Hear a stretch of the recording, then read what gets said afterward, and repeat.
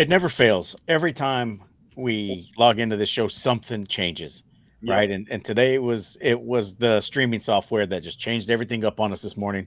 I actually kind of want to see if that ad will play again, just to because it kept cut. Did yours cut? Was it cutting on y'all's end? It just cut on me on once. Yeah, It it flashed cut. to us and then it stopped. Yeah, it kind of paused here a little bit, but I'm gonna play it one more time. It's 30 seconds.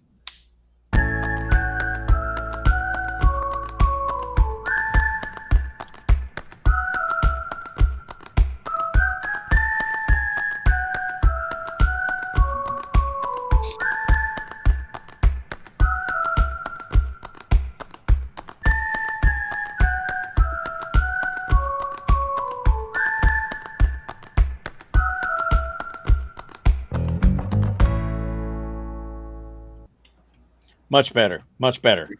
Welcome back to South Texas Football Unlimited, the Coastal Bend's first original only uh, high school football webcast podcast presented by Dawson's Recycling. Guys, welcome back. We've got 19 eyeballs in here on a Wednesday afternoon show, which is kind of wild. So we really appreciate the 19, 20 that are checking in right now. Uh, Justin's back on nights, right? So so no more canned shows, I guess. We're going back to the live early shows, but that really shouldn't affect very much as the season goes on, just because this is the last week of the regular season. It's been a year. You think about it, it's been a year since we've been on this same exact rotation. About a year, maybe just a little bit over a year now that we've been on the same rotation. So we didn't have that many canned shows, and obviously half the year was not football, but still, we did a pretty good job, I think, of making it work when we had to. Yeah, yeah, and you guys know we're not fans of the canned show, just because I mean so much stuff happens between the time we recorded on the weekend and everything that happens. Just like we've had a pretty wild week this week, right? Outside of Yeah. football, right? It's been a very wild week, and something that's happened this week that's kind of got everybody up in arms is daylight savings time. Dude. Yeah. Right? Uh, I don't know how you feel about daylight savings time. I don't care either way, but some people get really upset about it, almost as bad as they do with elections. I thought we were past the daylight savings time. Like, what, 2 years ago they announced we weren't doing it anymore and we're still doing it? What I, happened? I don't know. I don't know. I don't ever keep up with that stuff. But yeah, that was the talk, right? It's gonna end. It's gonna end. Um, Honestly, sometimes, like, I really don't mind the getting dark sooner, especially in this time of the year for whatever reason. I mean, it goes both ways, right? But sometimes I enjoy it that it gets dark around 6 o'clock, 5:45. well, it's hibernation weather, right? It's hibernation season. It's time to sleep, Yeah. right? And then Yep. we've got the shortest day of the year. It's coming up on December 22nd, the winter solstice, and after that the days start getting longer. But it's actually the same amount of daylight. You have the same amount of daylight. It just shifts, right? The daylight comes out sooner than it did before. Like if we hadn't switched, the sun wouldn't come up to like 7:30 in the morning. Yeah. You got to And get your now, ass out of bed. yeah, yeah, right. So I mean, it's the It same is. amount of daylight. It's the same thing. It just gets dark earlier, but we're not losing daylight. Uh, but anyways, some interesting. How's your first week back on night, sir? Um, it's not bad. I like the time schedule, the 4 to 4. I was talking to Kinsey about the other day. I said I feel like I always would wake up past job, about 11 o'clock there, and you tack on like the 30-minute drive to and from work. Me getting in bed probably about 6:30 versus now I'm probably gonna get to bed about by 4:30 in the morning, and I feel like I have more time and I'm more rested than I was prior, but it was an adjustment, dude. I hadn't been on nights in almost a full year, and that it's a pretty long stretch. And yeah, the first couple nights, dude, it kind of was kicking my ass a little bit, but I think I've got adjusted to it. Um, but yeah, it's different. The boys had to get used to it again. They're used to seeing me at the house all the time, so that was probably a change. They might be a little happy too, right? So I'm not there cracking a whip on them, but uh, it was different. I don't hate it. Shift work is what it is, right? But the nights haven't been too bad so far, so we'll see. We'll keep this at a to be continued. Yeah, right. Yeah. Hang on.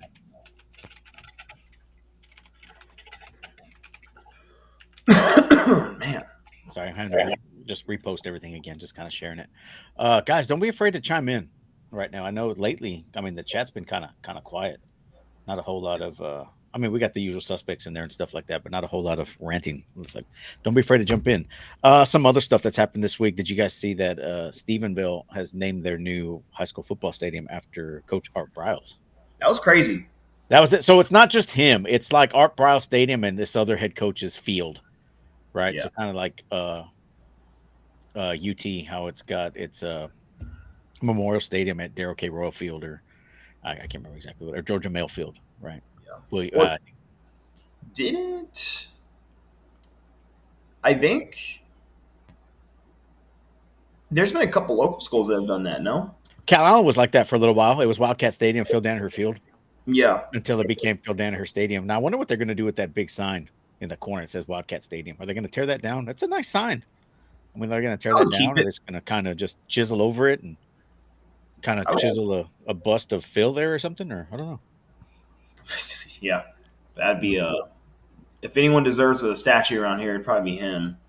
Yeah, most definitely. Right. I But would you got to agree. make sure you got to make sure you get a good guy that does the statues. Have you seen that? That's another thing. Oh, Sports dude. news. Dude, what's going on with the sculptures, dude? Like, how do we not get this right in 2024? We have Legos that look more realistic than these sculptures. You know what I mean? Like, it's mind blowing that's even a flaw, right? I've been seeing a lot of the comparisons this week. Like Allen Iverson looked like Bow Wow, and Dwayne Wade was used as a picture to distract the kicker at a football game in college this past weekend. It's crazy, man. Was it really? Yes, they put him I on the didn't. jumbotron. I didn't know that. And then, Ronaldo's was always a big one too, right? Oh, If you ever see that's the that's Ronaldo, that's horrible. That deserves to be broken down. I was watching this Disney documentary a couple of days ago, and they were showing that they're doing additions to Epcot or whatever, and they're doing the same thing. They're building statues of Walt kind of everywhere, and they're going to be bronze statues. And I just look at the work and the time that's taken into that, and I was like, it looks like him. Yeah, Why can't they hire those guys? I don't know, man. There's got to be a price. Is it the lowest bidder kind of deal, like a government contract job or something? I mean, Have you ever seen the dudes that they sculpt the?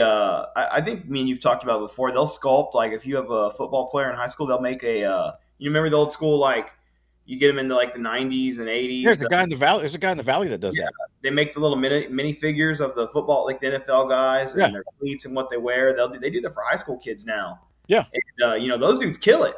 It looks yeah, good. yeah, And we're sitting here and they're probably paying millions for these busts, and yeah, they're coming out busts. yeah. And I think yeah, they come out of bust. Yeah.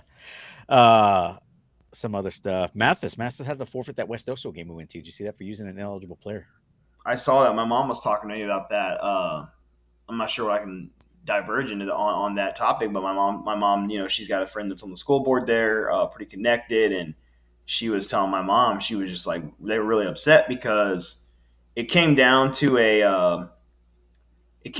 a paper being turned in for this student on whether he would pass or not, and the teacher allegedly didn't get it in time for it to raise the flag, but once it went through, it deemed him ineligible. It was Oh, some red tape in there, dude, interesting. and the coaches thought he was good, but he really wasn't, and that's ultimately what threw the little wrench into their win right there against West Oso. But yeah, that's kind of crazy. It sucks that happens, Yeah, and the teacher just did her job, dude. I mean, can't blame her.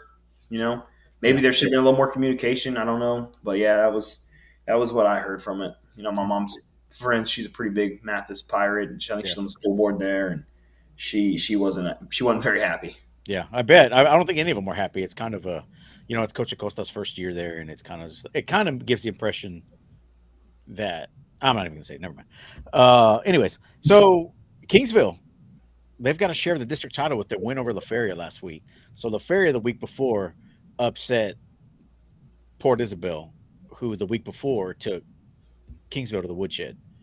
Yep. Um, and then just one of those when things collide, right?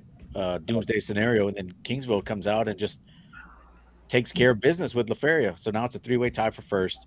And I guess the way their point breaker system or tiebreaker system works down is that Kingsville will be the number 2 seed, Okay. and but they all have a share of the district titles. First time, it's the ninth time in school history, and I think it's the first time since the late '90s that they've won the district championship.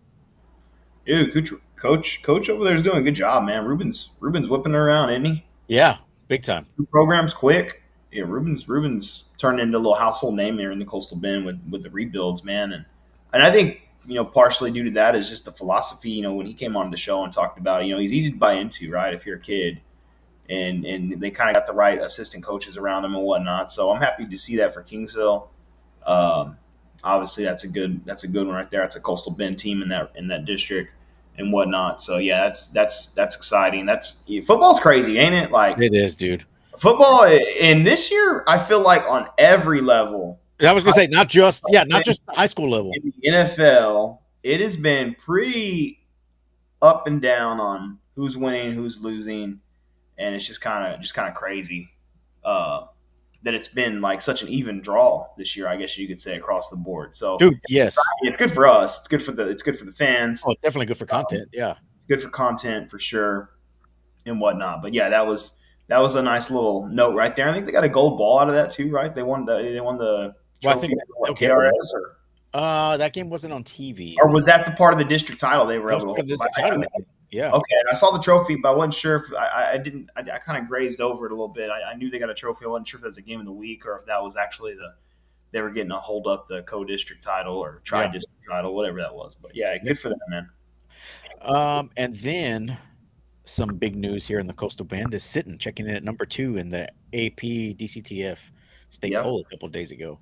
So we've gotten a couple polls, right? So there's a few polls out there. You get the Padilla poll, you got the DCTF AP poll, and you've got the Harris poll, and they've all got these teams in different spots, right? And this isn't knocking on Sitten. I'd like to know where these numbers come from, where these rankings come from, what goes into consideration for each of these polls, and these guys who make it, what takes it, right? So right now, AP's got Sitten at number 2. The Padilla poll's got Sitten at number 10, and the Harris poll has. Let me find it here. Is this it? This is it. Let me see. Where are we at? 4AD1, 4AD2, and the Harris has Sitten at number 4. Okay. Wow. So yeah, so there's a huge range of like kind of moving around. And it's not just Sitten, right? It's a lot of teams. We got a Bay City guy in the house. I guess this is Daniel Gonzalez. He's checking in. They've got Bay City is ranked kind of all over the place as well. And the AP, they are number 8. Number 8. Calhoun's not ranked. This one's kind of a little closer. The Padilla's got them at 9, and the Harris poll has them at 8. So that's pretty close. Yeah. But I mean, if you look at some of these polls, they're kind of jumbled all over the place. And I just, my curiosity is, what are these pollsters looking at when they're building these things? I I think truthfully we nailed it on the head last show, man. Just kind of based off of I line in more with the Harris poll. It seems like if you're looking at name and schedules and stuff like that, it seems the most legit. Now I'm not trying to knock Troutman and Sinton for the number 2 ranking. That's usually the ranking that most people go off of when you start ranking them on the playoff runs and stuff like that. So good for them. Number 2 in the state, rightfully owned, rightfully deserved. But I think the Harris poll aligns a little more with reality when you really start looking at who's on those polls. And like the AP poll, I get it, but they'll knock a 3-loss team, whether those 3 losses are pretty legit losses. When that team might truthfully still be ranked the number 2, number 3, 4 team in the state. So I think Harris poll gives you a little more of that clarity, and I think the AP poll just kind of gives you, hey, they're 9-0, they've had an impressive resume. This is what we think. We're going to show the Coastal Bend some love. That's kind of where I feel like the AP poll. They're a little more. They have to be a little more politically correct, I think, because they're a big platform. They make money off this. They're the number one source, go-to source in Texas usually to grab your stats or your scores and whatnot, and the content they push out is usually pretty good. So I would align more with that. I know the Harris poll is kind of for the back page readers like ourselves, and the Padilla poll is like for the old school guys that have been watching high school football and keeping up religiously on forums. So I think that's kind of where it falls in line. If I were to take a guess, that's what I would. That's what Yeah, I'd go. yeah. And I think I'll side with you right there. That just reminded me. Joe Gomez just chimed in. I'd rather go with computer rankings than staff rankings. Sometimes I think you got to have the human element in there. You know, Yeah. um, not necessarily the whole thing. I mean, if you look at that, Joe, are you a lover of the BCS? Eesh. Yo. Let me pull this Damn. up real quick. Speaking of BC, real quick while we're on that, dude, is no one fired up about how awesome that college football playoff looks? I Just off, haven't looked at it yet. It dude, came out yesterday, right, or it's a today? rock, dude. It's legit because you have a team like SMU who's knocking on the door to get in there in this thing, who's put together an impressive resume with a quarterback that just got a Davy O'Brien, and that kid, I think that kid's out of South Oak Cliff or DeSoto. I want to say it's South Oak Cliff though. Either way, but Texas high school football connection there. But yeah, that's kind of crazy, and and there's some human element involved in that ranking as well. So they're going off all eye tests and whatnot like that. So Yeah, I don't know, man. I think high school football wise, how do you do the computer ranking? And then how uh, do you do the eye test? Because you can't tell me that the people doing the eye test or the human element have truthfully seen all these teams play, yeah. and that's a lot of coverage and they don't have the manpower. So I don't know. I think you got to read between the lines, look at both polls, and come up with your own decision. Hey, do we really think we're better than this number 5 team in state who's, north of Austin and put together an 9-0 resume with some top quality opponents, or and go off that. Yeah, yeah. I don't know. We'll see. I don't know. I don't know.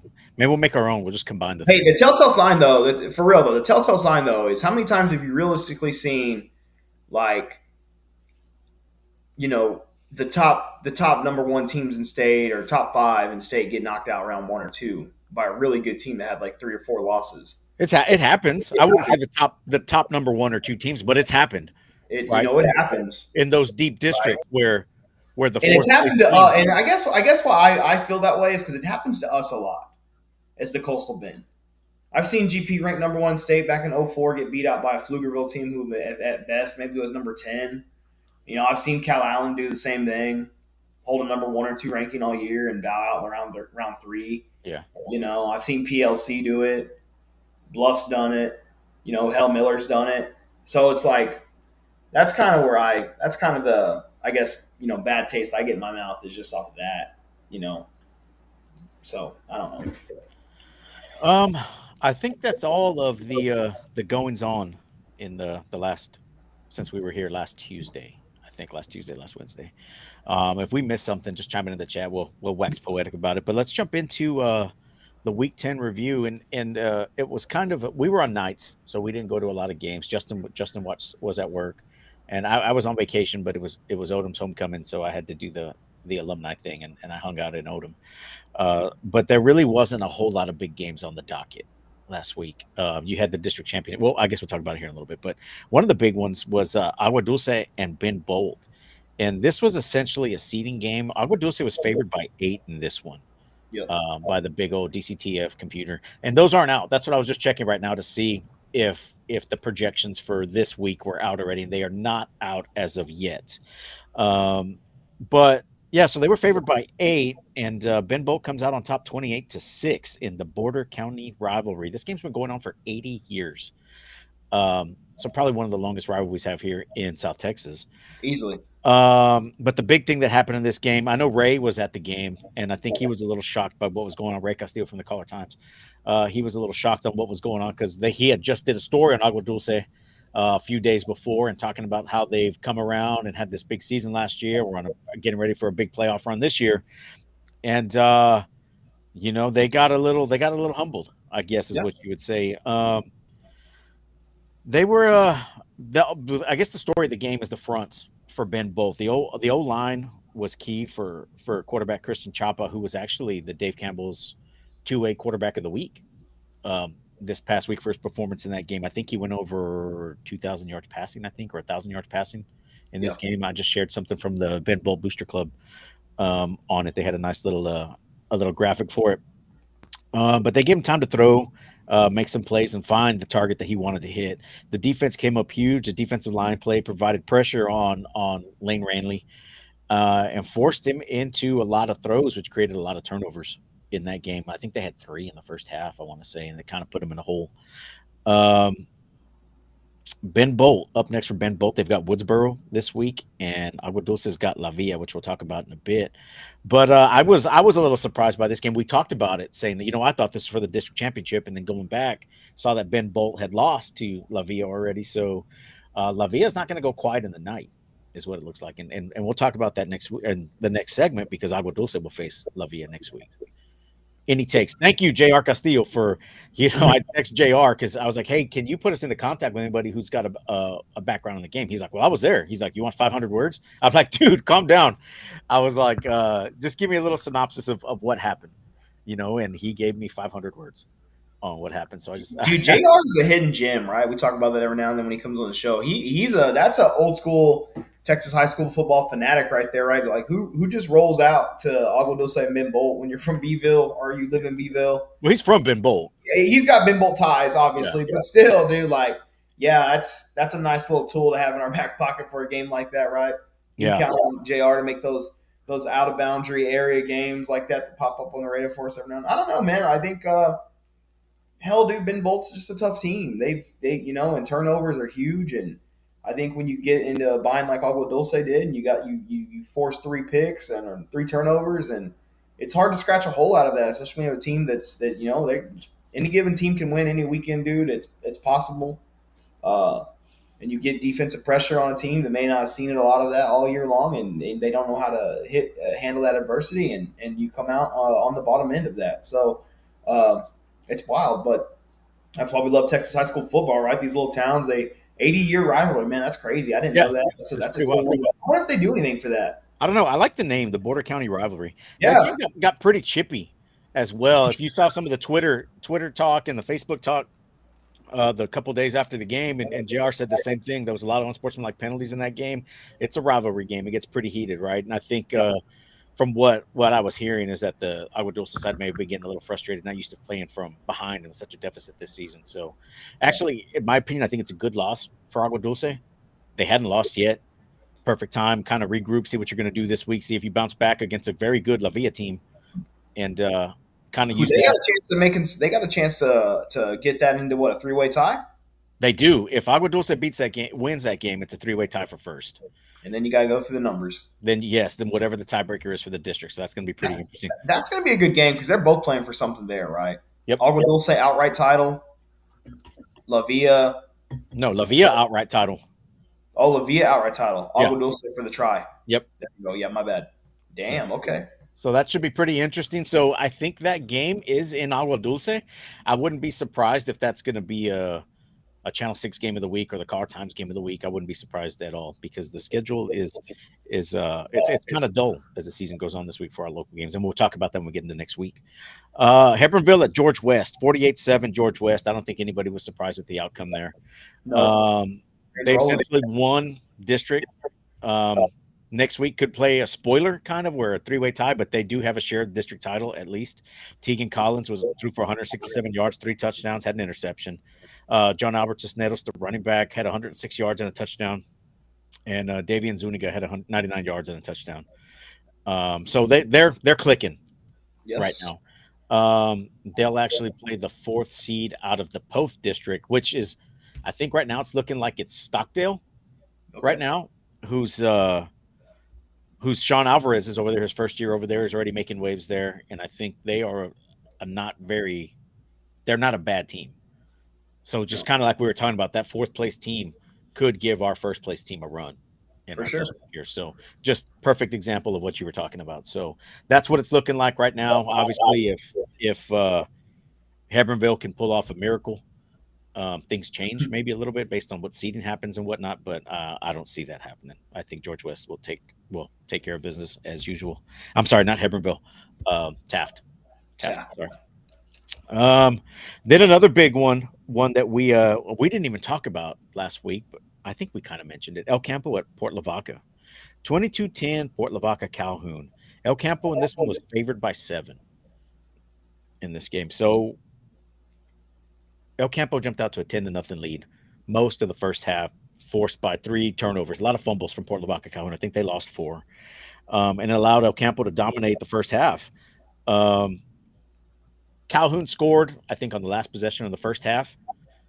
Got in, got the extra point, 10-7 at the half. Then they scored on the first possession of the second half, 14-10, and they kind of held on from there. Yep. After that, I think what really kind of swayed it there in that second half was one other thing. El Campo kind of had a lot of injuries against that Bay City game, so they may have been missing some players. I'm not 100% sure on that, but injuries are part of the game. I don't like using that as an excuse. Um, Port Lavaca, I'm sorry, El Campo stopped a 4th and 1 on the 1-yard line, and that kind of swung the momentum in El Campo's favor, and it became a defensive game from that point there. They were just going back and forth, exchanging punts, and it wasn't until late in the fourth quarter, where Calhoun actually put it away with a 24-yard run by Isaiah Cabriales and a 2-point conversion by Derek Salinas that put the icing on the cake to seal that game. Yep. Right, so that sets up a very big matchup next week. We got a Bay City guy in here between Calhoun and Bay City for the district championship. Yeah, I mean, you can't. We talked about it, I think, last show as well, dude. You can't really ever count the Sand Crabs out. Nope. Just what Coach Whitaker has done there in his tenure and all that. They're a tough team. They're built for games like that. They want to get into a street fight like that. Like if you're a Calhoun fan and you're a Calhoun football player, like that's the game you're looking for. And if you can beat someone down in the process of doing it, then they're going to do it. And I think that that offense we talked about is so hard to defend on such a short week notice. And I think I haven't seen El Campo in person, and they can if you ever seen them, bring it up about what kind of offense they're running. But if I'm remembering correctly, I'm assuming they're probably still pretty run heavy like they used to be. I know they had a couple coaching changes since that last regime that was run heavy, but I would say they're probably back into that same type of format. And that's the games that PLC likes to get into, right? They feel comfortable there. You're not having to try to chase a passing team who's able to score at will on you. It's always been said PLC struggles with the passing game, but I've seen them They've hold up thrown some good quite a bit passing. more this year. I've seen them hold up some good passing teams, and yeah, they've added that wrinkle where they fell more than they've ever had probably in Whitaker's time there. I know that it was like usually 2 passes max per game, and it seems like that's kind of changed a little bit this year for him, probably based off personnel. But yeah, dude, that's not a complete shocker for me that PLC won that game. They're resilient. They always have been. I expect them to give Bay City a good game. We'll talk about that when it comes up. But they're another team too that when they get it in their mind that they're good enough to beat you, dude, they're hard to stop, dude. They Yep. got a lot of tradition and passion there, and that's a team that you don't want to get in a street fight with. And if you have to, you're going to come out banged up a little bit as well. And I'm not sure what El Campo has as far as injuries wise going to that game, but it's part of football, and you can't just rely on that. Oh, we were hurt, So Yep. that's what depth's for. But good win for PLC, good win for the Coastal Bend. I've always liked Ocampo, but I'm glad the Cards got that one. The Cards, the Sand Crabs. So I'll throw a little interesting wrinkle out here a little bit when we talk about Week 11, but something nice little nugget that came up. I'll let you take the lead on this one. Miller at GP, 62-35 Miller. Dude, so I ain't gonna lie to you. I missed the first, pretty much the first half.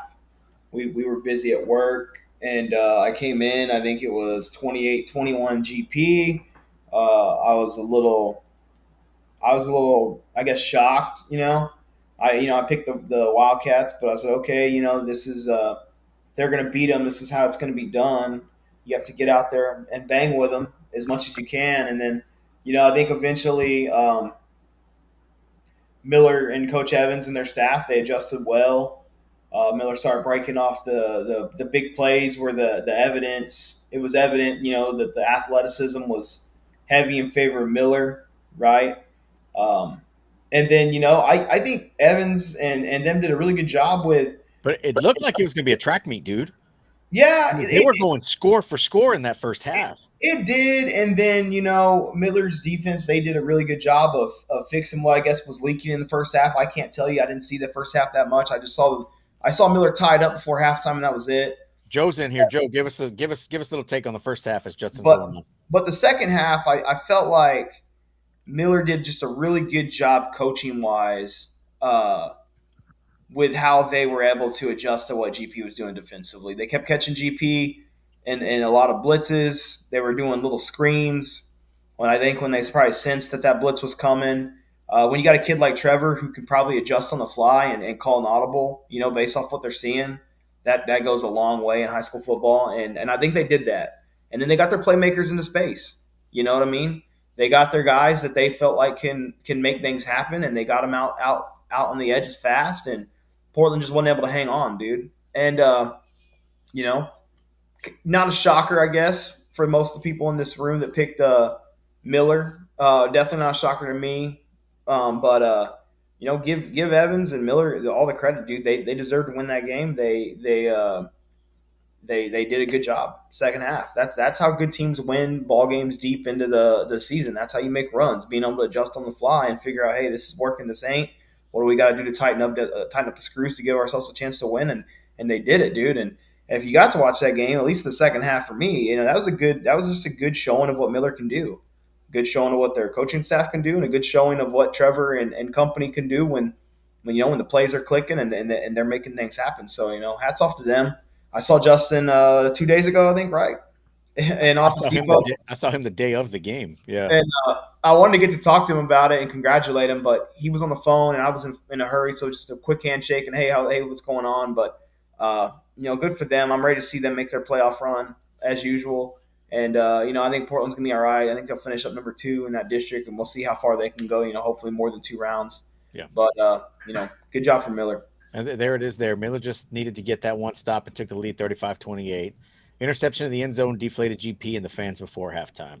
And then, Broderick Taylor took over in the second half. I think he had a couple breakaway runs in the first half, but he ended up with 276 yards and 4 touchdowns in that game. So it was the Broderick Taylor story is what it sounded like in that game. He's also up for our Elite Tank Solutions Player of the Week this week. Come on, Miller, vote. You got to vote. I know, and Bob says it all the time. For this big fan base that Miller has, they do not turn out and vote. They don't. And it's shocking.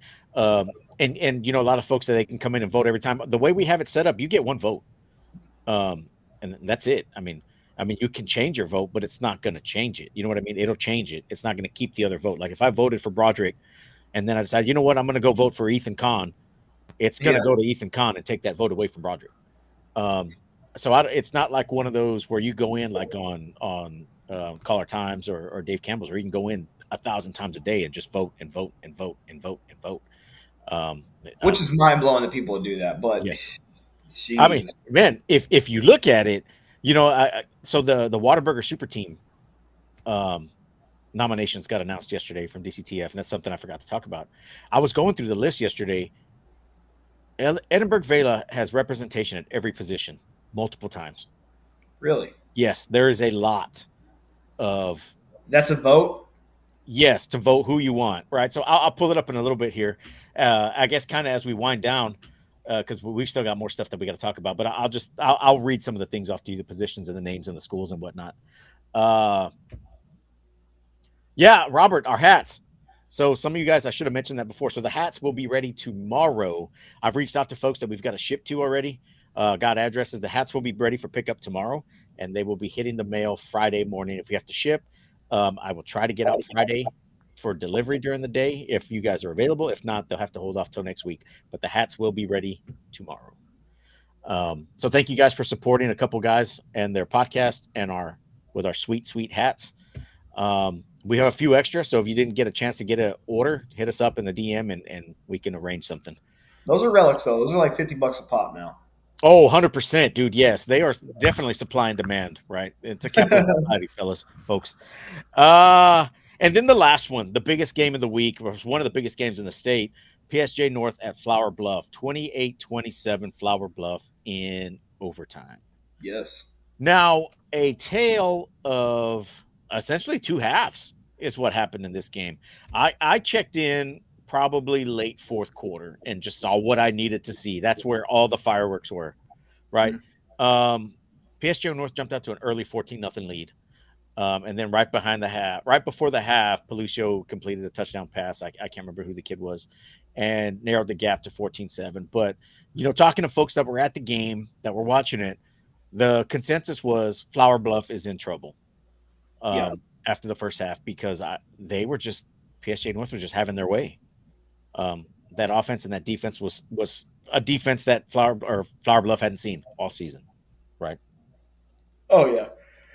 And I think, obviously credit Flower Bluff for the win.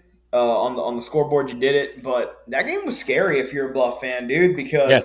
PJ they had the opportunity to win the game with a field goal, shanked it, scored on two plays in the first possession of overtime, and then missed the extra point. And then obviously, credit to Flower Bluff and their scheme, they were able to score and tie And it they up. shut the offense down for the most part in the second half, right? Yeah, So and they hit made the the field adjustments goal, they needed to make.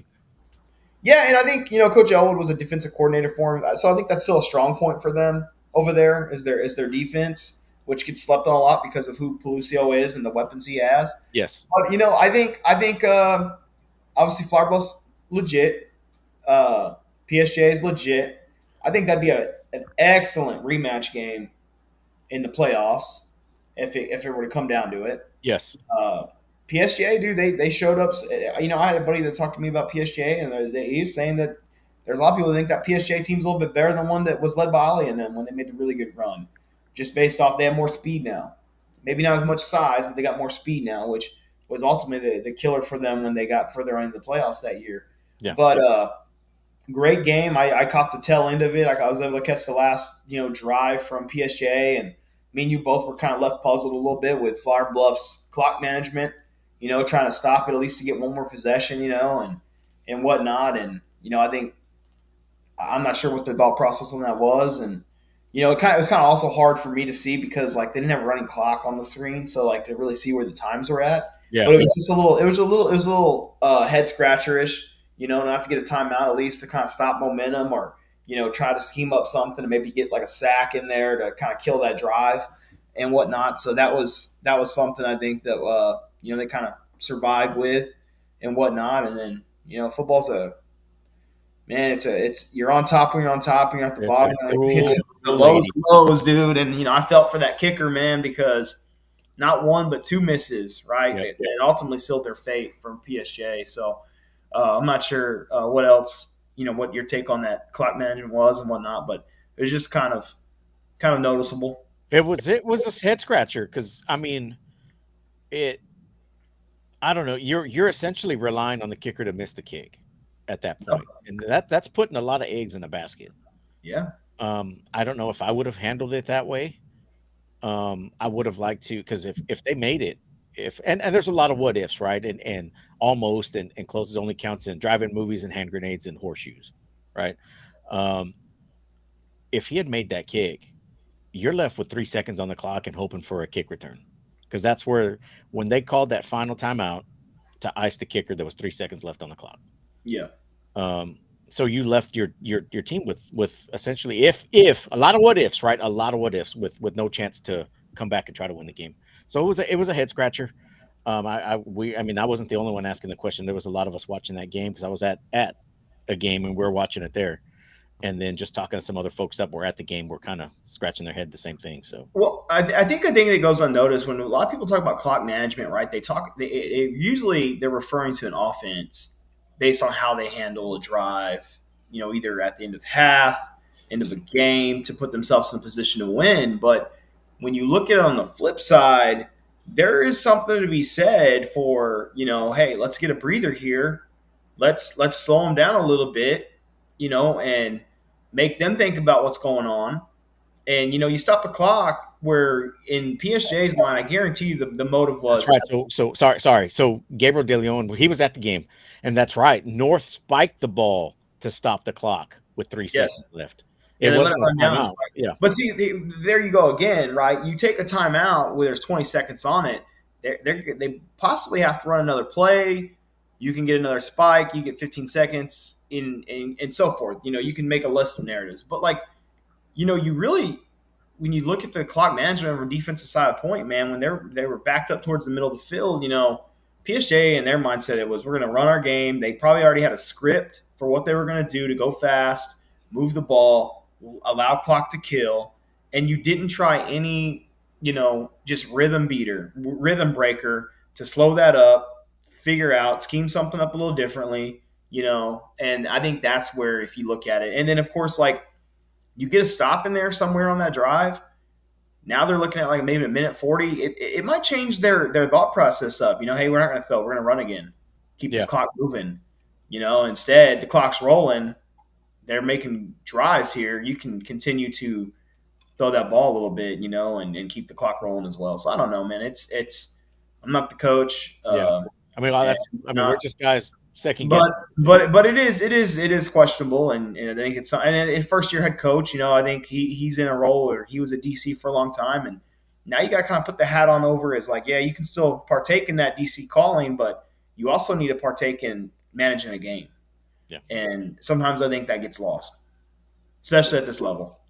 But it was a good game. It was just one of the I just saw it posted on Twitter a little while ago. It was the one of the Ozarka plays of the week for Dave Campbell. So that got a lot of press. I know when Quentin had he was there and had to kick the field goal or the extra point that put it up 28-27 on that overtime possession. It kind of went around the circles in the Twitterverse or the X verse, whatever you want to call it. Yeah. So that was all it came out as advertised, right? It was going to be a knockout, drag out game, and it ended up being that way. Do you got anything else you want to talk about before we No, jump into week 11? no, that's good.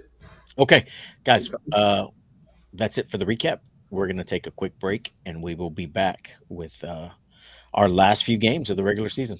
So hang tight. Hi, I'm Brian Williford, president and owner of Al Williford Chevrolet in Portland, where we've been family owned since 1984. One word that we love around here is community. We have a heart for the Coastal Bend, which is why we value people first. Whether you're in the market for a new Chevrolet or a quality pre-owned vehicle, our friendly sales professionals are eager to help. We also have an amazing full-line service department featuring genuine GM parts and accessories to keep your vehicle running and looking its best. Plus, for life's accidents, we have a fantastic collision center where we repair all makes and models and work with most insurance carriers.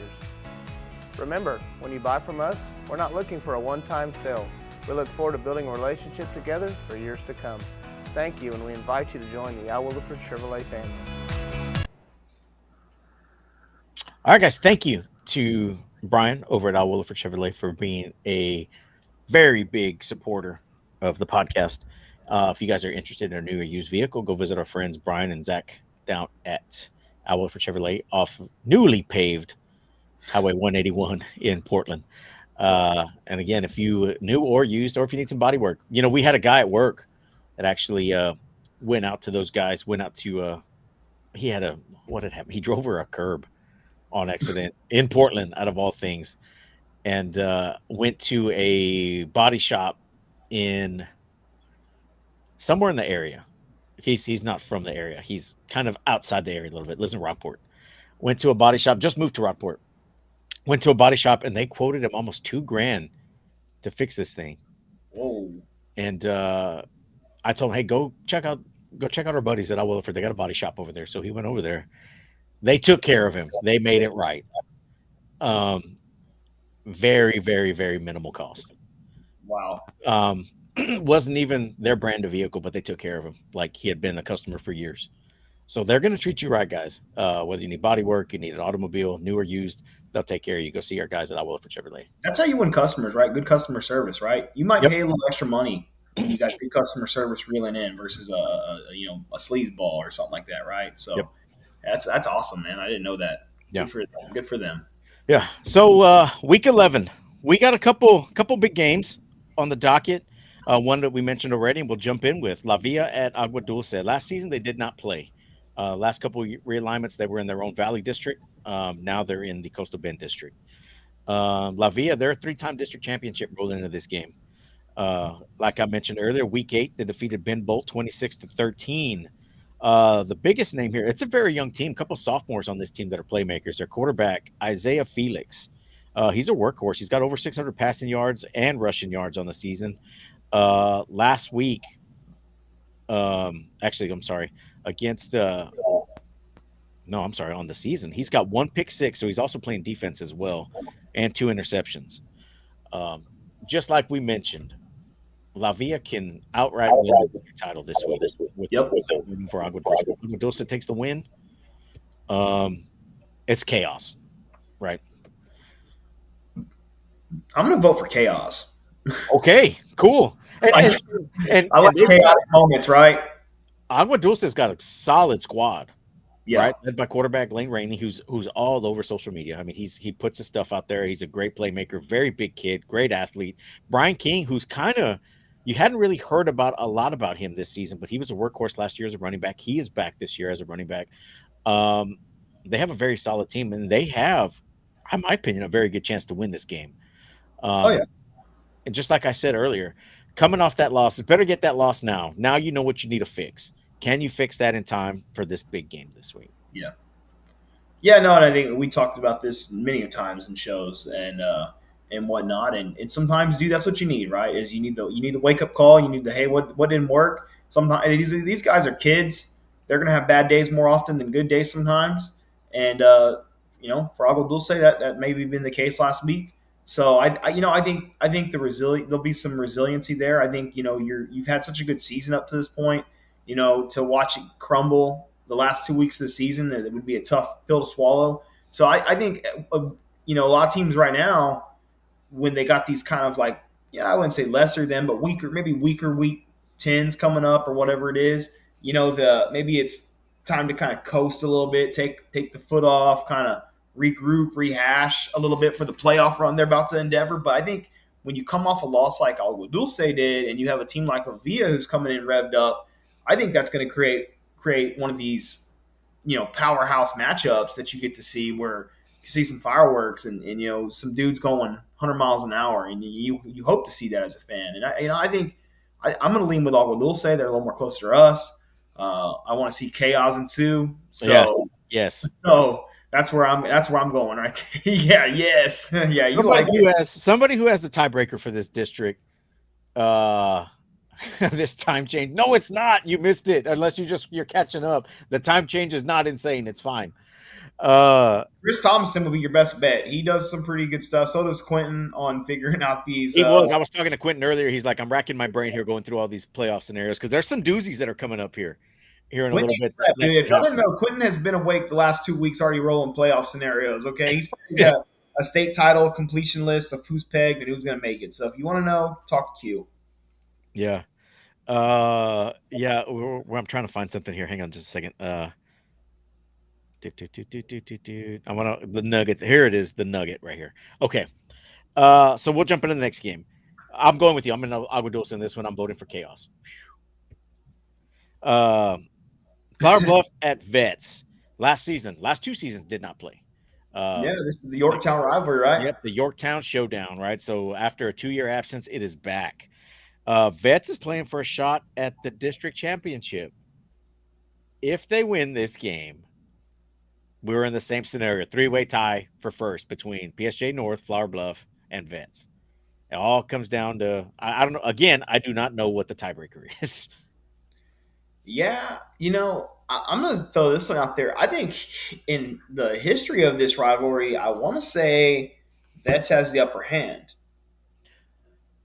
I think so. I'd have to look.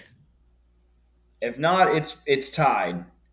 But for the most part, I thought Vets was leading this series. This is an interesting game, because if you're Vets, you have to like the fact that you're still involved for a district title at this moment in season. Because I think, based off what a lot of people saw, was it was either PSJ or Flower Bluff. That's your district champion. Whoever wins that game, that's going to be the title holder. But the way things spelled out last week and how it went down with PSJ and Vets, earlier in the season, you're sitting here with Vets having the opportunity to ruin that parade or that party for Flower Bluff.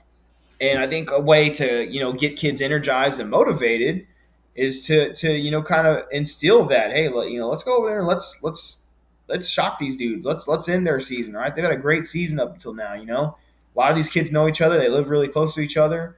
It was a pretty heated rivalry the last couple times we watched that game, right? So I don't expect Vets to go lay down to Flower Bluff. Now, on the Flower Bluff side, they've always done just a really good job of keeping their teams motivated and never really taking a week off. So it'll be interesting to see if they can continue that type of you know I guess mentality of, hey, let's go take care of this game. Let's get this. Let's be the DC and whatnot. I think most people are going to side with Flower Bluff in this game over Vets. I'm leaning more Hornets for sure in it, but I wouldn't sit there and count out Veterans Memorial. They have athletes. They're not a joke team. They can make games happen. They gave Miller a good run in that first half when we saw him week one. I haven't seen him since. It'd be interesting to see how they progressed. But I think this is a good matchup if you have nothing going on Friday night and your team's not playing or on the road and you don't want to travel. Man, go on over there and check that game out. It's at Buck Stadium, I believe, right? Yes, it is at Buck Stadium. It's local. It's a good opportunity to go get some eyes on Flower Bluff if you haven't had a chance to yet. They're about to make a good run here in the playoffs, I'd assume. So I'm taking the Hornets, of course, but I don't think Vets will just lay down for them. I don't think they won't make it easy, but I'm with you. I'm taking Flower Bluff in this one too.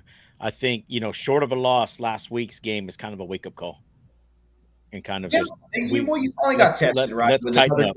Yep. Good on good. You finally got tested. How good are we? They didn't break. They handled adversity well. I think that's something they needed, obviously, for the playoffs. And once they get to that third, fourth, fifth round, if you will, and whatnot. So I think it's a good matchup for Bluff to kind of finish the season off with. Excellent opportunity for Vets to say, hey, we're still relevant here in the Coastal Bend. Don't forget about us. Yeah, and whatnot like that. That brings us up to Three Rivers at Refugio. We've seen this game the last 3 seasons, I think, where they're both coming to this game undefeated. Not necessarily the last week of the season, but fool me once, shame on me. Fool me twice, fool me once, shame on you. Fool me twice, shame on me. I'm not going to get fooled 3 times on this one. I think, as well as Three Rivers is playing, I think Refugio is just playing on a different level this year. Yeah. I think they're going to handle business, and I think this game will probably be over by the half. Yeah, I think so as well. Not a 95 point game over by the half, but it'll be over by the half. Yeah, Flower Bluff Refugio just has so much going for him right now, right? With King and company, that they're going to probably get control of this game really early on the ground. Get it up to a pretty sizable lead, and I would say they're going to grind it out the rest of the way. And I think there's too much athleticism on the Refugio side for Three Rivers to do much there. Hate to say that, about a team, but I the last couple times we saw this game, hey, there's a little bit of, hey, they're both undefeated, and then it was kind of a snooze fest if you weren't a Refugio fan, and probably even if you were a Refugio fan, you're like, oh, here we go again. But obviously taking the Bobcats in this one. I think they're poised for another good run as always. Yep. They're having a really good season. They're relying on King a lot. He's a hell of a running back, especially at that level of football. So I got the Bobcats in a pretty easy one here. Yeah, I do too.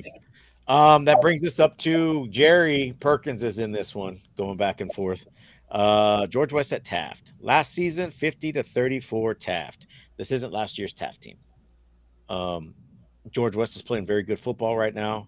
Taft is okay. They've gotten better as the season's gone on, but I do not think they can keep up with George West this game. No, yeah, I'm leaning with the George West for sure in this game. I think they've built a really good resume. I think they've had a really good run in this season. A little shocking for the people that weren't really tapped into that area. But Taft is what Taft is. I think they're a good team. They're having a good season themselves. I just don't think they got enough to get past this George West team right now. They're definitely not last year's team or the team before that. And I like the fact that Taft's coach, when he came on, he seemed to be really well connected with the boys. I think he's a good fit for that job over there. I expect Taft to continue to grow. off this. But right now, I think George West just has way too much going for him right now. The district championships in their eyes. It's a good way to cap your season off and continue on to that playoff burst we're about to be talking about here in the next couple of weeks. So I got George West in this game for sure. Sorry, Jerry. I know you're trying to start the fire in the chat and whatnot, but I think George West is going to be just a little bit too much for him. So that this is another kind of chaos game, right? So if Taft is able to pull this win off, George West has one loss, and it depends on what happens in the next game that we're going to talk about. So let's talk about that before we go into this doomsday scenario. Odom at Santa Rosa.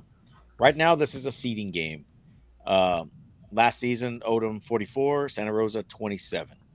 As the season started, when we talked about the Santa Rosa team, we saw that they were kind of rolling undefeated. And then when they went into the George West game, we actually looked at the schedule and said, these guys may not be as good as advertised. Yeah. And George West took care of business and did what they needed to do. And then I think they lost to Taft the following week. Yes. So Santa Rosa comes in. Odom, not an Odom team of past. They're very run heavy. They got a couple of running backs, and it's running this running back right, this running back left. And they're essentially what teams have been doing is they're stacking the box and forcing the throw. The passing game isn't 100%, right? So they're going to dare you to throw. And it's going to be interesting to see how the Santa Rosa team stacks up against this Odom run because they have two, right? They've got a big bruising running back that runs up the middle. It's going to get you 3 to 4 yards every carry. And then you got the speedster who can take a pitch and take it 60 yards for a touchdown. Yes. But I haven't seen that guy hasn't actually gotten a lot of carries as of late. So I wonder what's going on, if he's hurt or what. So that's an interesting dynamic there on what's happening there. But if Santa Rosa wins this game, it creates kind of different stuff because Santa Rosa's already got 2 district losses. Odom has 1. It's a seeding thing at that point, right? If Santa Rosa wins, they should get the 2nd seed. I think there's too much math in this one, dude. So this is one of the ones me and Quentin were talking about. Well, it also depends if Taft loses, right? Because they only have one district loss to Odom. So Taft has lost to they've only, I think it's 1 district loss. Jerry, it's only 1 district loss, only right? 1 district loss, and it was to Odom. Yeah, 1 district loss to Odom. George West undefeated. Taft 1 loss to Odom. Odom 1 loss to George West. Santa Rosa 1 loss to Taft and George West. So Santa Rosa really could throw the wrench in here if they get a win. If they don't, then they're sitting 4th. Actually, they've got 2 losses. Taft does? Yeah, they lost to Hebronville last week. Taft or Odom? Taft. Okay. Oh shit, you're right. So they beat Santa Rosa on the 18th, 28-20. Then they lost to Hebronville last week, 26-20. So this district could be a bag of mixed beans, I guess. Is that a thing? Is that a saying? Well, I would think if Taft loses and Santa Rosa wins, or no, Santa Rosa loses, it's still going to go Taft in the 3rd seed because they got the outright win over Santa Rosa, and then you'd have Odom sitting 2nd and George West at number 1. Even if George West loses and Odom wins, that would be because Odom's only got 1 loss in district. Yes, and that's to George West. So then the outright would go to George West in that one. So either way, George West should win the district championship, win or lose. Right. And the rest should fall into place. It should roll out George West, Odom, Taft, Santa Rosa is what it should fall out to. And it could change based off of this and that, but yeah, see, there's it is chaos. Depends on the Odom Santa Rosa game. So if Odom takes care of business, it's fine. If Santa Rosa wins, that's when it kind of what's going to happen here. Yep. It's and that's what Quentin was trying to figure out is what the tiebreakers were for that district. And I was like, dude, I don't know. I don't have any idea of what it is for this district. So he was kind of scratching his head with that one. So that one's kind of a mixed bag there. Well, I don't think you're going to work too much because I think Odom's going to take care of Santa Rosa, and I think George West is going to take care of Taft. I'm going to put 1, 2, 3, 4. Yeah, I'm going to put my my Homer hat on, and I'm going to take Odom in this one as well. There you go. Wear it proud. Yeah, always. And then our game of the week. So this one, it took a little bit to kind of figure out where we were going to go. Where we kind of bounced between, do we want to go see Betts and Flower Bluff, or do we want to see something a little different? So when we went to Edna, um, that was a very good experience, and it it grew the page and the show tremendously. Um, in that one in those 4 hours we were in Edna. Yep. Um, so we are actually kind of leaning in that direction again, and we're nothing's changed, right? We're going to Port Lavaca at Bay City, Yeah, that's the right? plan. So that is the plan right now. Is we are going to go see Port Lavaca and Bay City for the district championship. There you go, Daniel. You better hype us up. We had a hype man when we went to Edna. You better be our hype man and start bringing in the wagons and circling the wagons. Let them know that you got some heavy hitters coming into town. Yep. Uh, last season did not play. The last time they played, how long do you think it's been? I would say probably if it's not within the last 8 years, it's probably going to be 20 plus. Close. 19. 19. 19 years since they last played. 2005, 42-3 Bay City win. We kind of talked about this earlier. Bay City, depending what poll you're ranked at, they're either number 8 or number 9. Calhoun in the Harris poll, they're number 14. In the Padilla poll, they're number 16. And in the AP DCTF, they are not ranked because they only go top 10. That's available to everybody to see. So they're not in the top 10. But I imagine they're in the top 20. And then we talked about this a couple of weeks ago. If you guys remember, Bay City, I mean, Port Lavaca, as the season started, they were ranked number 22 in 4AD1 in the preseason poll. So that's going to be not a lot of love lost in that little neck of the woods between those two teams. Yeah. We know what Port Lavaca brings. We're kind of unsure of what's there in Bay City. So I looked up some stuff on Bay City. Right now, their offense is averaging 382 yards a game. Their quarterback, Alex Estrada, has eclipsed the 2,000-yard mark. He's thrown for 2,075 yards, 24 touchdowns, and 2 interceptions. I think he's averaging 14.7 yards a pass play. So that's a first down every reception, right? He's also got 92 rushing yards and 3 touchdowns.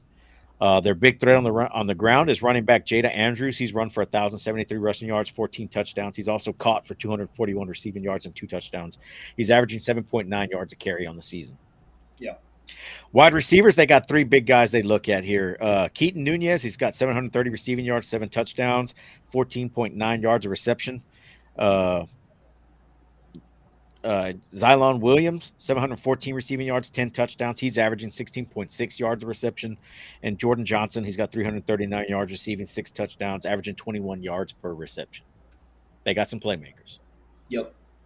Not a lot of sacks on the season. I think they may have 18 sacks on the season as far as defense. I'm not sure what they're giving up defensive-wise on the season. I could not find that. But a very stacked Bay City team.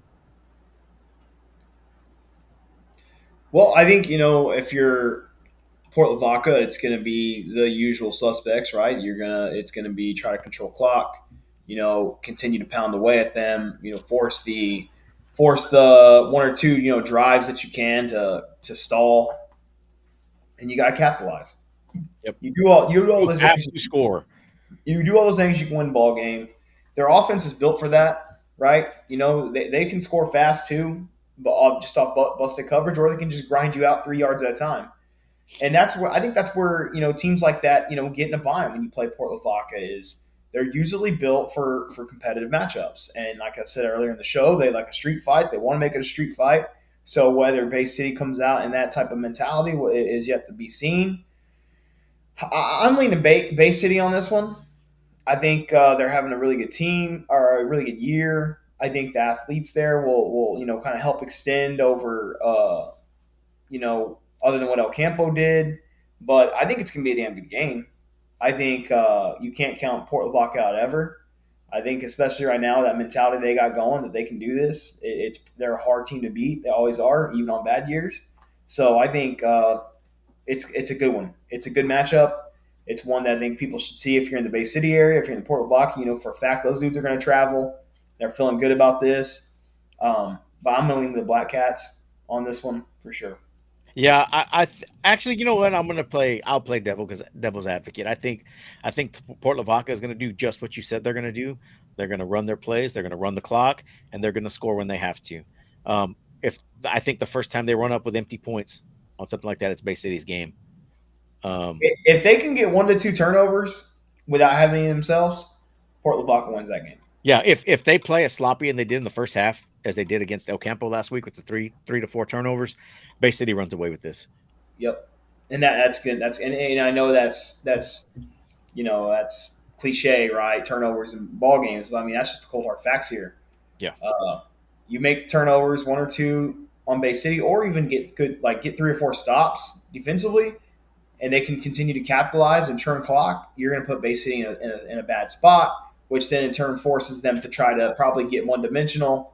You get one dimensional, it's easy to start teeing off on a team and force turnovers that way. yeah, So if you're Bay City, you got to scheme really well. You know what I mean? Scheme really well. Keep your you need to extend some drives too. You yes. know, Don't score scoring too fast fast. is good, but you also leave your defense out there to get banged up on for 4 whole quarters, and that's going to also help PLC keep that game manageable. So it's gonna be interesting, dude. Yeah, it's gonna be a good one. I'm excited. I've never been to Bay City. I don't think I've ever driven through Bay City.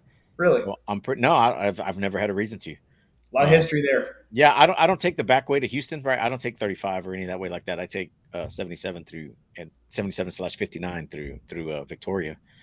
So I've never gone that back way. I've never had to. So I'm excited to go see it. I like their mascot. I think the name's pretty cool. Ray, we've seen Sitten 4 times. Sorry, I meant to chime in on that. We've seen him play 4 times this season. Um, and then they've got the hometown head coach that's been back. That's kind of put Bay City back on the map because they've been dormant for a few years, A little bit. right? And so I'm excited. That's that whole little area there, and that Mexican OT. That's his old stomping grounds. Maybe we'll see him. That is his old song. Daniel, does he sing the national anthem? I'd like to see him sing the national anthem there. See if you can get him down for that game because we're coming into town. That'd be really cool. Um, but so before we go, the interesting thing that had come up. So when I was talking to Quentin, he brought this up to me. So he was interested actually in the El Campo Lavernia game, because depending on the outcome of that game, we could get a Reeve versus Reeve first round playoff matchup. Okay, Coro versus sorry, Bay City versus Allen Kansas versus El or Campo. El Campo. Yeah. So that would be pretty neat.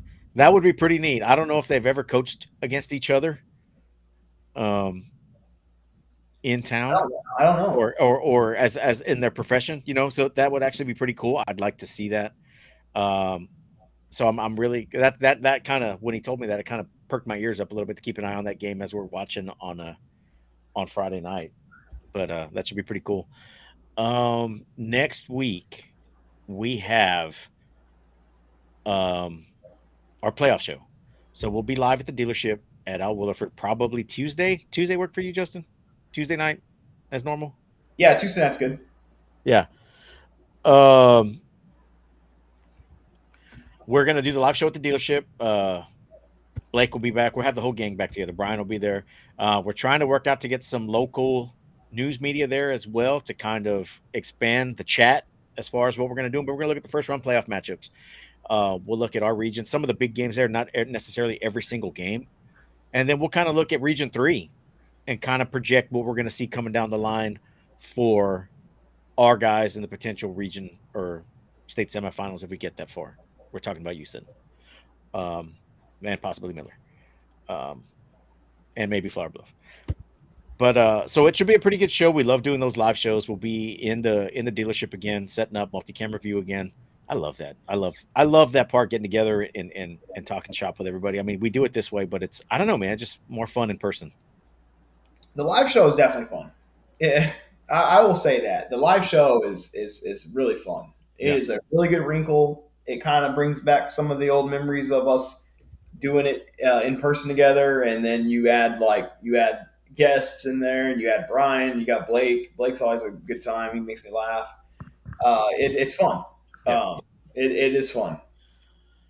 And I think I think before it we beats the content up, right? I think people like are more likely to click on that and check in on something like that, versus just the run of the mill show that we do. We have great yeah support, great followers. We appreciate that. But I do think having that, because I was asked today at like 4 a.m. by Joseph, "Hey, are y'all doing the Al Wilford show?" And I was like, "No, it's just a regular show today." But uh, I thought that was crazy. I never even talked to Joseph before. He came up to me. Uh, Said he thought the show was cool. He's from Louisiana. For the people that don't know him, I didn't know that. He was kind of like me in Louisiana. He followed a lot of high school yeah football after he graduated. So he said he really liked the content and makes it a little easier to keep up with the locals around here. So and he was definitely a big fan of the in person show as well. So I think that's cool. The feedback on that is great. If you see something on this live show that you think we could fix or maybe add to it, throw it out there, dude. We take a lot of ideals and we run with them, and some are great, some are not. But we've learned a lot in the last 7 years doing the show together. yeah And I think that's definitely been probably my favorite thing we've done up to this point is the live show at Brian's. constant evolution, man. Right? That changed with times. Dude. Hey, podcasters are on top of the world right now, dude. Oh, big time, right? Podcasters Uh, the I world think right now. that's it. I do want to send a shout out. Um, yeah, to I guess it was a public announcement yesterday, so it's not a big secret. But I told you last night, so I was deep in text messages last night with my buddy Maggie. So as a lot of you guys know, I was active duty Air Force, and I retired back in 2014. And I mean, everybody's got these friends they stick with, right? I mean, you don't stick with everybody once you retire, right? But there's a core group of folks that become like family. Yeah. And Maggie is I consider her like a little sister, right? She grew up with me in the Air Force. We've kept time. She's been there for the birth of my children. Um, She's at the graduation for Julian. yeah, she flew in from Utah to see my son graduate. Um, man, if we were to rewind, man, 12, 14 years ago, she was almost out of her way. She was almost on her way out of the service because of some decisions she made that didn't actually go in her favor. She made some bad decisions, and it came back and it almost derailed her career. I mean, she was literally almost forced out because she had one opportunity to make rank, and if not, she was out. And she made it, and she's had some mentorship all the way on the way up, um, by some amazing people. And man, 2 years ago, she got selected for E8. Something we never thought would have happened just because of her career, her path, the way it went. And man, a lot of times when you get beaten down by the service and life in general, right? You kind of tend to throw your hands up and be like, "Man, what next? I give up." Right? She didn't have a bad attitude about it. She didn't have the attitude of "woe is me." Um, why is this happening to me? Kind of thing. She took accountability for all her actions, and man, she climbed back up. And yesterday, she was notified that she made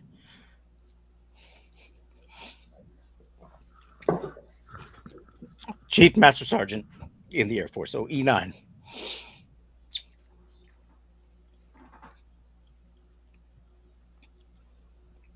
It's a pretty big deal, right? It is. That's like, It's a huge it's deal, not right? very So it's not very attainable for most people that are enlisted, right? That's the 3% of the active duty Air Force out of the 1% of the United States of America that joins the military. So 1%, right? They said the 1%ers are the ones that join the service. Now you break that 1% down to each individual service, so that number drops dramatically. So 3% of the enlisted force gets chosen for Chief Master Sergeant of the Air Force every year, and she made it. Big surprise to her. When we talked about it last year, when we went to Tampa, when I was actually supposed to be the best man at her wedding, and I ended up in the hospital. We actually talked about this last night. Ended up in the hospital, missed the wedding. It was terrible. Actually, it was 2 years. not even dying. It was 2 years ago, and we talked about it there because she had just pinned on Senior Master Sergeant there. She had just pinned on E8, and we I had talked about it. I was like, so our Chief, is it on the? Do you see? He's like, she's like, dude, I'm not gonna chase a rank. I'm ready to. I'm ready to go. If it happens, it happens. And sure enough, it happened. So I haven't had a chance to talk to her yet because I imagine her day was a whirlwind yesterday. She's been in Utah for a little over a year. Um, she'll probably be moving again, I would think, which is probably a big thing for her. They're not big. She's from Florida originally, so not a big fan of the cold, not a big fan of the snow. She's been in Alabama this past week. Got back to Utah to 50-degree weather in October. Yeah, So I'm excited to talk to her and see what's going to happen next. But I just had to share that with you guys. I know you guys are like, who cares? I don't even know who this lady is, but she means a lot to me. Justin met her over the summer. very Um, cool. so congratulations, Maggie. We're very happy. Man, sorry guys. Um, it's good to see your people succeed, right? Yeah, And that's not just service, that's everywhere. If you're not just like, AC talks about it all the time, Blake talks about it all the time. Even Sergio talks about it all the time, support your local folks, right? Support what these people are doing for you. Give your people high fives. Um, put out their businesses, support them, and it really means a lot to me and my family to see her succeed this way.